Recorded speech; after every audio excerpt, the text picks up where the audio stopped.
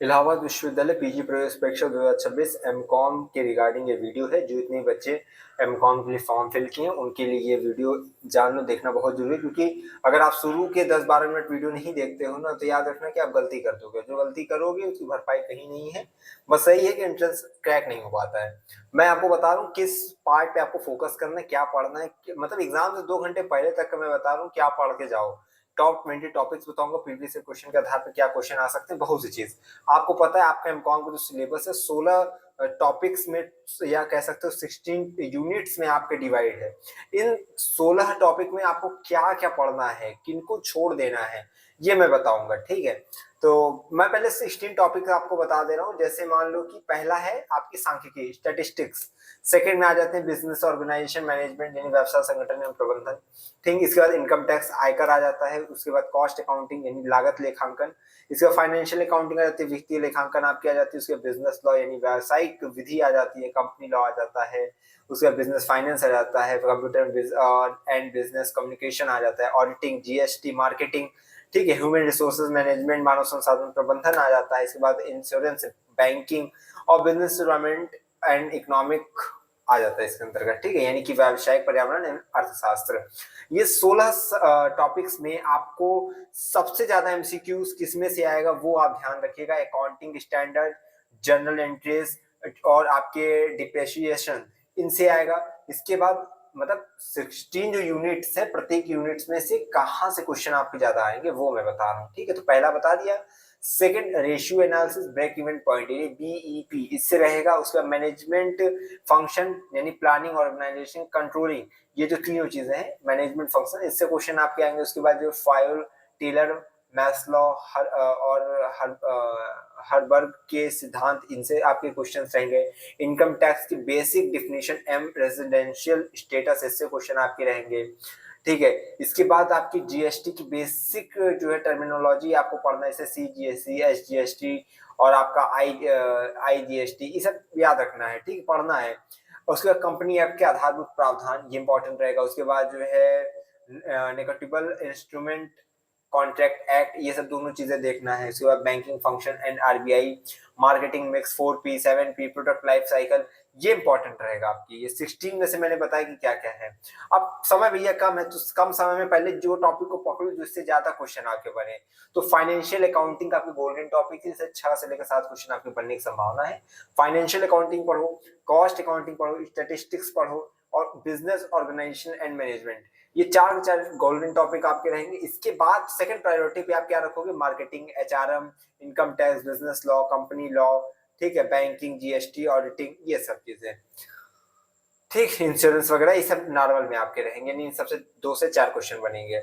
ठीक, कुछ सिलेबस के टॉपिक्स ऐसे हैं, कुछ यूनिट्स ऐसे हैं जो कि 80% क्वेश्चन को कवर कर लेगा एग्जामिनेशन में। जैसे फाइनेंशियल अकाउंटिंग से जो क्वेश्चन आएंगे वो कवर ज्यादा आते हैं, कॉस्ट अकाउंटिंग के, स्टैटिस्टिक्स के, मैनेजमेंट थ्योरी के, इसके मार्केटिंग, एचआरएम के, ठीक, बिजनेस लॉ, कॉन्ट्रैक्ट एक्ट के, इनकम टैक्स बेसिक्स के, बैंकिंग, आरबीआई, जीएसटी बेसिक्स के, ये सबसे क्वेश्चन आपके अगर आते, मतलब अगर पढ़ लेते हो तो लंबा एरिया कवर कर लेते हो। प्रीवियस ईयर क्वेश्चन के आधार पर मैं देखो तुमको बता रहा हूँ कि बार बार पूछे जाने वाले कौन कौन से टॉपिक्स रहे हैं जिनसे क्वेश्चन अक्सर आए हैं।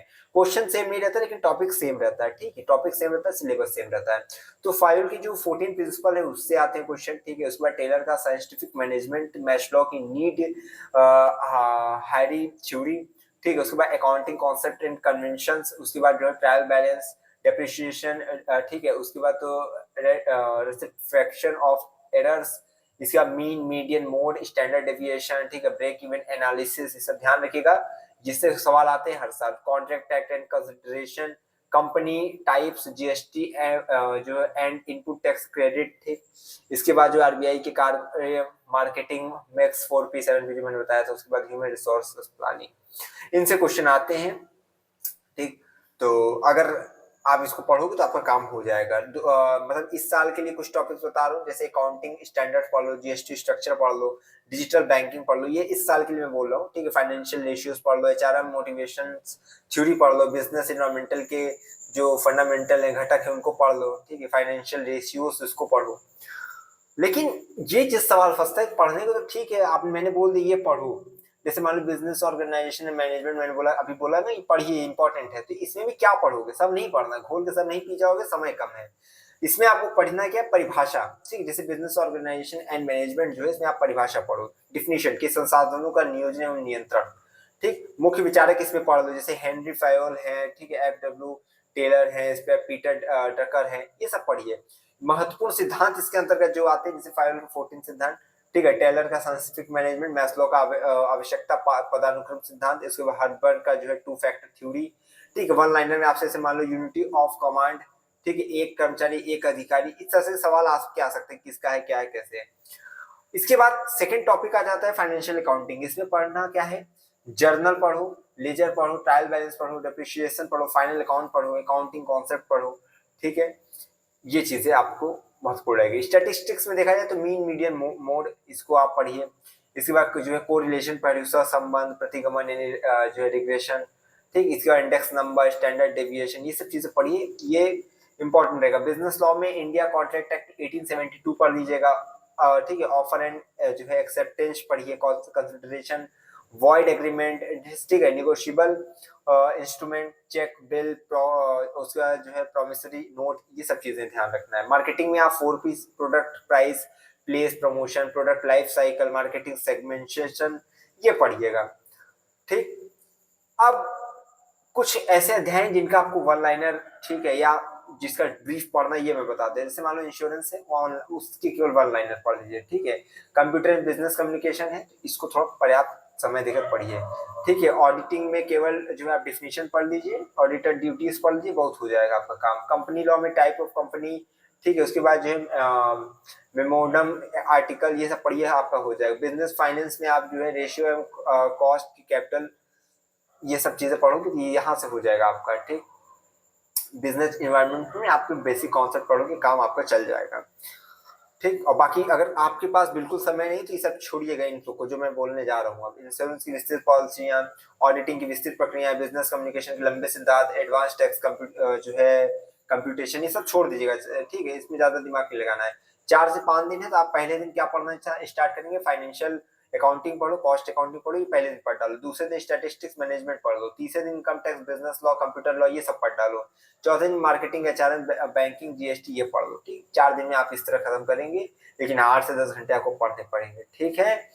अच्छा, आपको कुछ मैं आपको किताब उताब नया मत लो, ठीक है, किताब तो बताने से आपको मतलब नहीं, क्योंकि आप जो लिए हो उसी से पढ़ो, जो टॉपिक सब बता रहा हूँ उसको ध्यान रखना, ठीक। बाकी जो है अगर आप NPTEL जो वेबसाइट है वहां से आपको कॉमर्स के जो है लेक्चर्स मिल जाएंगे, स्वयं से कॉमर्स के मॉड्यूल्स मिल जाएंगे, ठीक, ये सब इग्नू वाली नोट्स मिल ही रही है, ठीक। चलो ये हो गया। अच्छा आगे चलते हैं,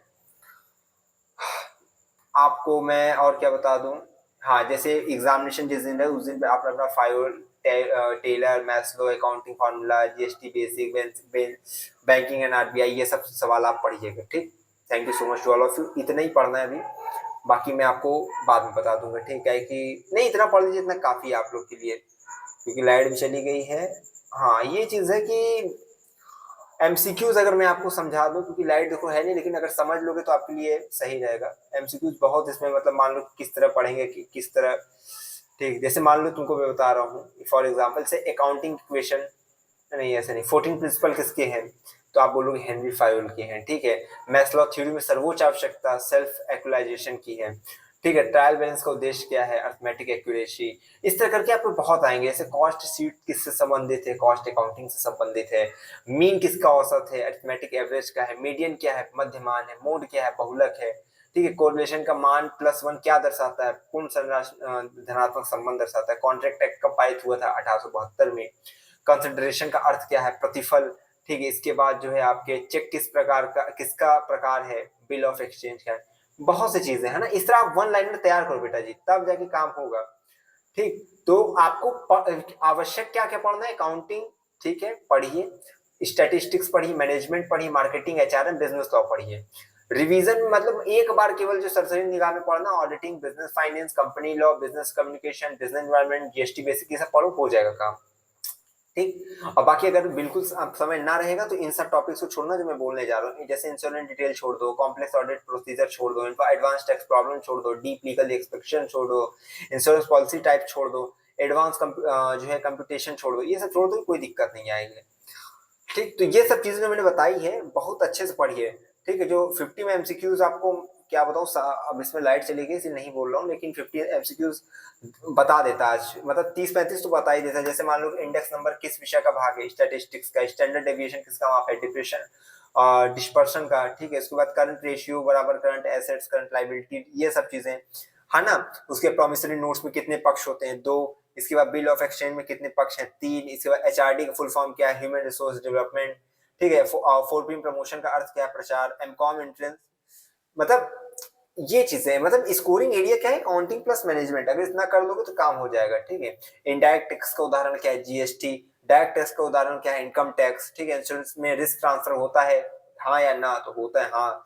ठीक है, एसेट्स अकाउंट का स्वभाव डेबिट, कैपिटल अकाउंट का स्वभाव क्रेडिट, ये सब चीज है। ठीक है, और जैसे लेजर किससे बनता है, जर्नल जो एंट्रीज से। डबल एंट्री सिस्टम किस पर आधारित है, डुअल एस्पेक्ट पे। फाइनेंशियल अकाउंटिंग का उद्देश्य क्या है, फाइनेंशियल रिपोर्टिंग।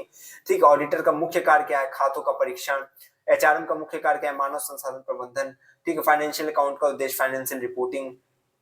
ठीक, और जैसे प्रोडक्ट लाइफ साइकिल का पहला चरण इंट्रोडक्शन। मार्केटिंग मिक्स में कितने पी हैं, 4।